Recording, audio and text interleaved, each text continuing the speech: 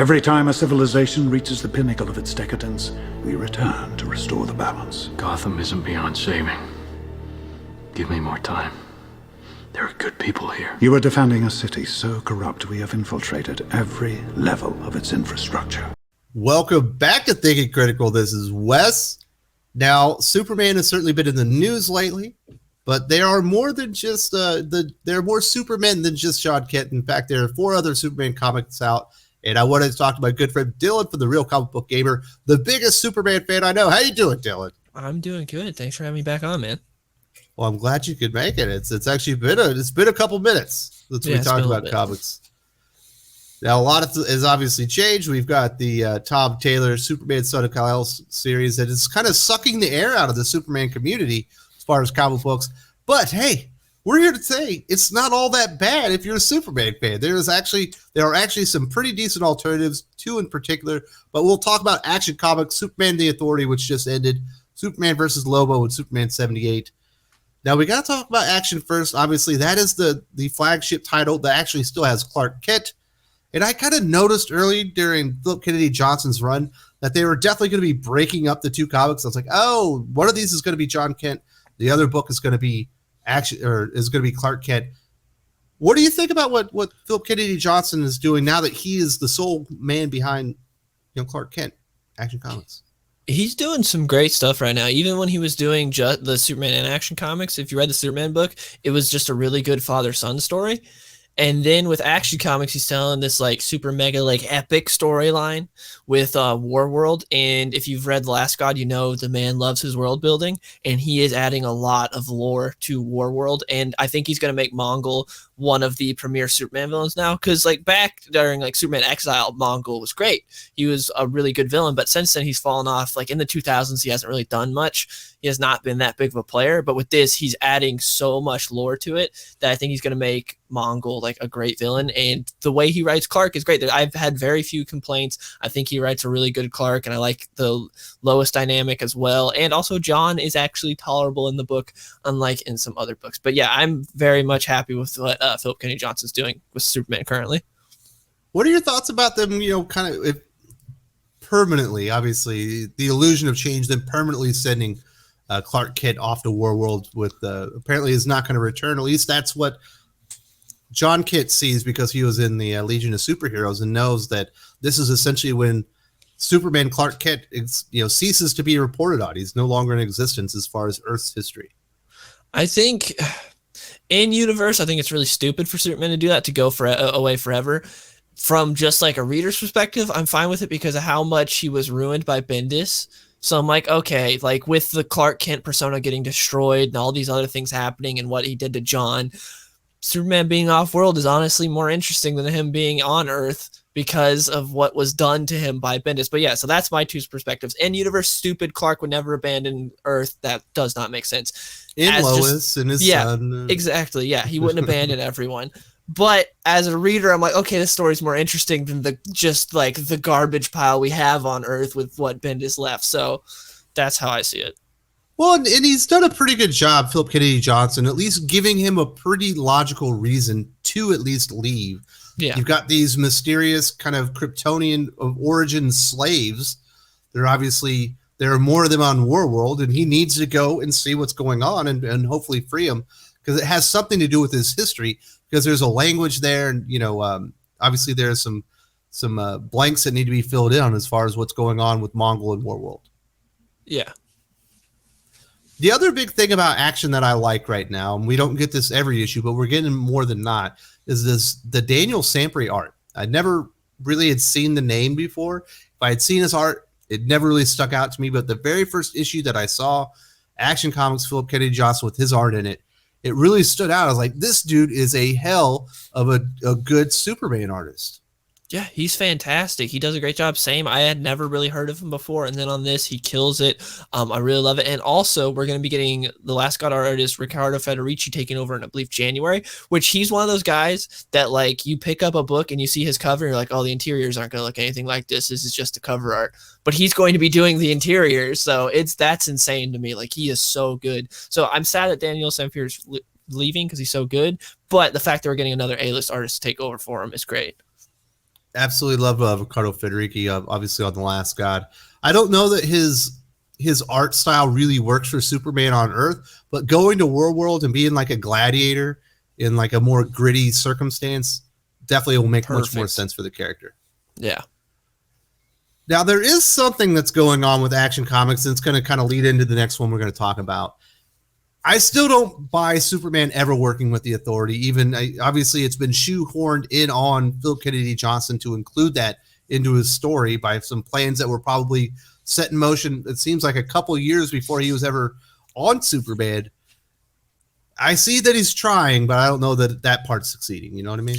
Yeah, I agree. The team makes no sense. It really doesn't. Like in the book, they're trying to be like, oh, well, the Justice League was busy and wouldn't answer Superman's calls or whatever. So he had to put together this team of misfits, and it doesn't make any sense. It is really odd. And also, they're just making Manchester Black Constantine. And it's just, it's stupid. It's pointless. It is definitely the weakest part of the book. And they also fill in like the backstory. That's something that pissed me off after like post Dark Knight's Metal with like, I believe it's Action Comics, Tech Comics, like Wonder Woman, where they make you pay an extra $1 and they give you backstories, like little stories in the back that I never read. It's annoying. The Authority's like pointless. I'm with you on the backup stories. That was definitely one of the things DC's doing that's chapping my ass. But the weird thing is if you want to do something like this, like the Justice League won't answer the call, he's fucking Superman. There are a whole host of F level, D level, C level, and even B level superheroes that would gladly join up with Superman and his cause. He wouldn't have to resort to working with people that are definitely not of the same mindset as far as heroics go. You know what I mean? Yeah, it makes no sense, this team that he's assembled. I don't understand it. Action Comics is definitely, well, it's definitely worth reading. I think there's a better Superman comic out there, but you haven't read Superman 78 yet, which we're going to get here in a bit. Obviously, Superman and the Authority, which ties into what's going on in Action, just completed. Grant Morrison, I believe it's their last work at DC Comics, at least for the time being. I had expectations. Grant Morrison has done fantastic work with Superman, and Grant Morrison has done atrocious work on Superman. And I feel like the Superman and the Authority story leans much more closely to the atrocious side. Yeah, I agree. Some of the dialogue in that is the worst I've ever read. It is horrendous. Like just having two characters talk to each other. A lot of the stuff with Midnighter, who I like Midnighter, I don't understand. No one talks like that, especially when he's fighting what's her name? And Yes. he's talking about, he's like, if I wasn't gay, I would marry you just for the fights. And it's like, what is she's going like, on there's here? not very many openly queer heroes out here. I hate doing this. And it was like, what is going on here? Yeah, it's like, you guys are fighting. Stop like talking like this. It made no sense. And then like a lot of the dialogue's terrible. Also, it's confusing because like you have mentions of like Kennedy, and then you got the round table, and then Superman's also got his gray streaks, and it's like, but this is in a different suit. It's like, but this is canon with Action Comics. It's like, this doesn't make any sense. And then you have the worst OMAC design I've ever seen. Don't like ignore the character completely and how they're written, but just the design is horrible. Purple mohawk, green, like it looks off because OMAC's always been a funky looking character, but generally looks pretty cool. Looks horrible. No one would think this character's cool. You know what's funny? You bring up the Kennedy thing, and I forgot the way I felt on the very first issue of Superman and the Authority. And I was like, well, this can't be in continuity. This can't lead into anything because this is clearly an alternate timeline where Superman or someone before John Kennedy was assassinated, like, zapped him out of there. And, you know, this is like another universe or something because something clearly happened to Kennedy at the very end of the first issue. And then when it ended up like tying into the stuff that's actually going on, I'm like, how does that work? Did he forget what he'd already set up at the first issue? Yeah, it doesn't make any sense. And like, I don't understand. But like you said, Grant Morrison does have this like thing with Superman where you have All-Star Superman, you have a New 52 Action Comics. It's like, well, which Grant Morrison are we going to get? And we got New 52 Action Comics, sadly. But even worse. We know that was written, I believe, a year and a half, 2 years prior to when it actually came out. It was supposed to come out in conjunction with some of the stuff that Brian Michael Bendis was doing. Obviously, Bendis got relieved of his Superman duties early, which is thankfully, which is a good thing in my opinion. So definitely don't recommend Superman and the Authority. It's best to just ignore that thing even existed. It's Phil Kennedy Johnson's doing the best he can in Action Comics, but it sucks that he has to tie it into that. Yeah, and if you do want to read Action Comics, enjoy it, you don't need to see how the Authority got together. It's not important at all. Just know that they're together and that's it. That you don't need to. It's not like, oh no, I need to find this out. You don't need to. Just read Action Comics. There's another Superman book, and I admittedly have not read this one. I'm not a fan of Tim Seeley. I feel like he's getting worse by the month. So I did not pick up Superman versus Lobo, even though, on the surface, it kind of seems like it could be a good thing. I know you read the first issue. Was I off base on that one? Should I go back and check it out? It's a mixed bag. So I'm kind of similar to Tim Seeley, to where I feel like he peaked at the beginning of Nightwing Rebirth. He did some good stuff, and then it just kind of went downhill. But Superman Lobo, I picked it up because I'm like, oh, it's one of the bigger format Black Label books. I'm like, I'll check this out. And the thing that's the worst about it is there's so many Twitter references in it, and that is going to date this book hard. If you try to read it 20 years and there's like trying to make fun of Twitter trolls and stuff, it's gonna be a rough read. Like, I don't know if he even thought about that when writing this. That's the big thing that stuck out for me. But there's some okay moments, like there's some decent stuff, and then there's just some very cringy stuff in the book. And like the first issue kind of does revolve around like some Twitter stuff, which was weird. But yeah, there's some all right moments. I would give it maybe at the highest, like a 6 out of 10 if I were to rate it. I haven't read the other 2 issues I think that have come out since the first issue. But it wasn't well, that terrible. tells you how much you liked it, though. Yeah. You haven't just run into the comic shop to get the next 2 issues. No, because I was like, I tried it, but I don't think if I hear good things about the other issues, I'll pick them up. But I'm not gonna like go out of my way to get them. I don't get the Twitter stuff in a Superman book. He's not a street level hero. He's not all that grounded. He's essentially a god. He's probably above Twitter. And Lobo himself, I could see him being a Twitter troll if he wasn't so powerful and like murdering people left and right. Yeah, because Lobo, I read it like the week it came out, so it's been a little bit. My memory's a little foggy on it, but if I remember, Lobo has a kind of like Alex Jones type show. And so he's kind of like weaponizing like people's hate of things or whatever. Like that's kind of how they portray it. And then I believe there are these like robots that like personify like Twitter trolls. And so like they're attacking like Superman and they're like saying whatever a Twitter troll would say while doing it. And so it's really weird. Are they they're trying to ruin his self-esteem while they're attacking him? Something I can't remember what exactly, because again I haven't read it since the week it came out. I have not gone back and reread it, but yeah, it was something like that. It was really weird. And again, like if you read it years from now, it's going to really date it. It's going to be like it's not going to read well. So if you're a Superman fan, go read Action. Ignore Superman the Authority. Sounds like you're probably going to want to ignore Superman versus Lobo. There's another Superman book that you haven't read that I have read, and I am all about it. You and I are kind of in the same boat. I don't actually like Superman the movie very much. In fact, I could do without it. It's not all that great, but I do like Superman 2, but that's only really because of Terrence Stamp as Zod. I thought he was great. So I came into Superman 78 knowing I was going to read it because Robert Venditti is my favorite writer, but I wasn't looking forward to it. That's not like my favorite version of Superman, but it is a good version of Superman. But this Superman 78 from Venditti is absolutely bonkers. It is amazing. He has the perfect voice for Christopher Reeves and the other actors that like play the characters and whatnot. And he's also like mixing in all these references to like old Action Comics and Superman stories with Brainiac and New Brainiac and all these things that are being twisted in there. And for something I'm not interested, I wasn't interested other than the writer, but I'm fully on board. This might be like the best thing DC puts out this year. I've heard a lot of great things. I'll probably end up picking it up in trade, but I like you said, I'm not the biggest fan of the Richard Donner Superman movies. I just never really cared for them that much or had a soft spot for them. So when a comic was announced, I was like, I don't really care, even though I really like Venditti. He's one of the best at DC. But I've been hearing amazing things about it, so I'll probably pick it up. I'm down to read a new Brainiac story. Yeah, and then we are getting the Gene Hackman Lex Luthor. He shows up in issue 3. So we're kind of getting that character mixed in, and turns out it's a lot of fun. Looks great. And if you're looking for a great Superman comic, I say that would trumps Action Comics for me. It's just such a good take on the character. We know we've got a World of Krypton from Venditti coming down the pike. Is that something you're going to be reading?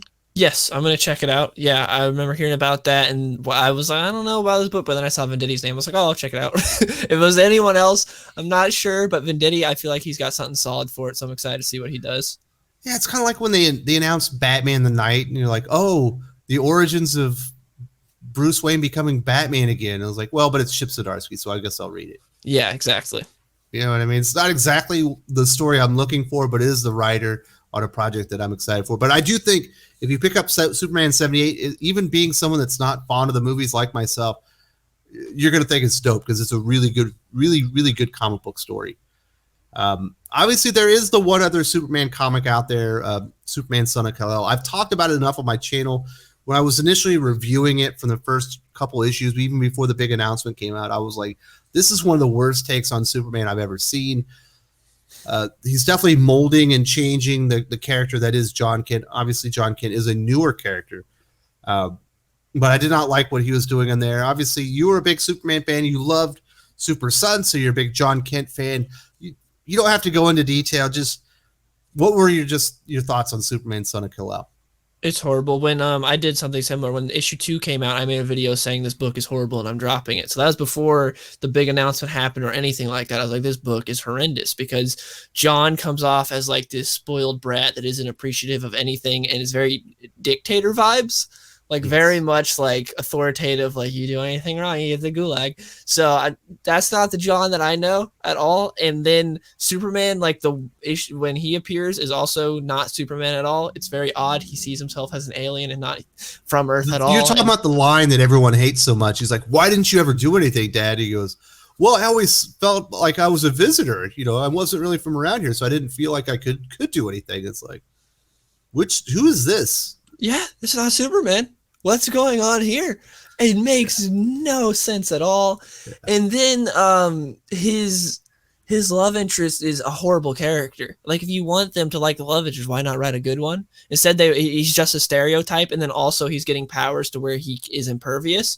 Because I don't know if you read the Tom Taylor interview, but it very much gave me the vibe that he does not like Lois Lane. In the interview, Tom Taylor is basically like he wants his character to be the opposite of Lois Lane because he thinks Lois Lane is like incompetent and always needs to be saved by Superman and is just like not a good character. In the interview, he was like, it is very much implied that, and he's like, oh, Superman's always having to save her and stuff. I don't want this character to ever need John for anything and John ever to have to save Jay or to be like Lois at all. And I was like, that's a little weird. It is a weird take because it's not that Lois Lane is incompetent or whatever. But you have a character like Superman with the power set. There are only so many things that you can do to put something in jeopardy. Yeah. To create stakes for the character, you know, whether it be, you know, you could bring in Kryptonite. You can't do that every issue. Or you can bring in someone that he loves and put them in peril and make him, you know, act around that and think around it. And maybe, oh, well, I can't use my powers for this. I have to do it this way. And then that's how you get the character to kind of resolve the situation. It's not that Lois Lane is, you know, incompetent. It's that Lois Lane is just being used to create stakes for Clark Kent. Yeah, and she's the type of character to where she's never going to back down no matter the circumstance. So she's going to be getting in these scenarios because she's not Superman.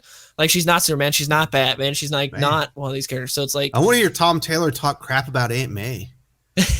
It was like, that old bag's been holding fucking Peter Parker down for years. It was so weird, that interview. I don't know if you read it, but him talking about that, he was like, yeah, he very much does not like Lois Lane without saying it explicitly. It was weird, and talking about how it's like, that's why I'm giving Jay the powers to where he'll never be in trouble ever. It's like, well, that's not interesting. You just remove stakes from the relationship. Yeah. It doesn't make any sense. You're ruining story opportunities there. Yeah, you removed an opportunity for a villain to put, you know, something important to John Kent in jeopardy. Yeah, and then I think just giving a love interest to John in general is stupid because, like, whether male or female, I don't care. I think it's stupid to give him a love interest in general. For one, it's too early because like the character hasn't been around too long. We're still discovering stuff about him. Putting him in a relationship kind of hampers that. And two, that 100%. I mean, I never really had hope in the first place, but at least there's a little like bit to where maybe they'll DH him. You give him a love interest, that's never going to happen. It's never going to DH him now that he's got a love interest. So It ruins that little bit of hope. Plus there's a whole, like, he was, for 7 years, he was stranded on a planet being tortured daily by, evil versions of his parents. He might be traumatized. Yeah, he definitely, well, he should be, but who knows? Like, Bendis brought him back. He's like, oh, I'm good, Dad. Yeah. Bendis is the worst. Bendis is Or is he the worst? Is Tom Taylor the worst? Who knows? He doesn't have enough of a body of work yet but he's heading that way. I don't know. Bald people writing Superman lately has not been good. Grant Morrison, Tom Taylor, Bendis. Don't let bald people touch Superman. They're just Lex Luthor IRL. I don't know. Is Venditti bald, or does he just shave his head? He's not bald. He's he, like, in his Twitter profile picture. I think he might have like that denial haircut where it's like his chin there, but he's not there yet. Yeah. Let me see. Yeah, I don't think he. Yeah, he just shaves his head. No, yeah, he just shaves his head. He's not bald. Okay, so, that doesn't count. Yeah. Yeah, more Venditti, less Tom Taylor. So obviously Philip Kennedy Johnson's doing a good job. So I just want to talk about the state of Superman. Obviously the character's been out there, but it's not all bad. You've got Action Comics, you got Superman 78, and you got some other comics that you should probably just ignore. And we're not even going to talk about Supergirl, Woman of Tomorrow. That's a bad one. Another bald guy writing a Superman character doing a bad job. Tom King. Just the trend keeps going. Do you have any final words before we wrap this up, Dylan? If you're looking for a good Superman book, they do exist. Apparently Superman 78 is good. I haven't read it, but Action Comics really solid, and it's part one of a who knows how long story arc just started, and it's really good, and it's also going to have solid art, so definitely check it out if you're interested in Superman, because it's like actually a really good story, and it's removed from, like, if you're pissed off with the rest of DC, it's removed from all that crap because it's on War World. So check that out if you're looking for a good Superman book. Man, I would love to see, like, Clark come back from Warworld and just, like, John is king of Metropolis. He's just, like, full on, like, big brother watching over you. You do anything wrong, John shows up and throws you in the gulag. I like that. Like, John was a bad guy in Future State. He left the city at the, with the bottle, terrorized by that new Brainiac thing with all the mouths on it, and he bottled the city and all that stuff. Yeah. I heard that book was terrible, so I never read it. Oh, you're so lucky. It's really bad. I read, like, 2 Future State titles, and that was it. I was like, I should get you the trade of that and send it to your house so you have to read it. If someone sends you a gift, you have to read it, right? That's true. Future State was a dumb idea.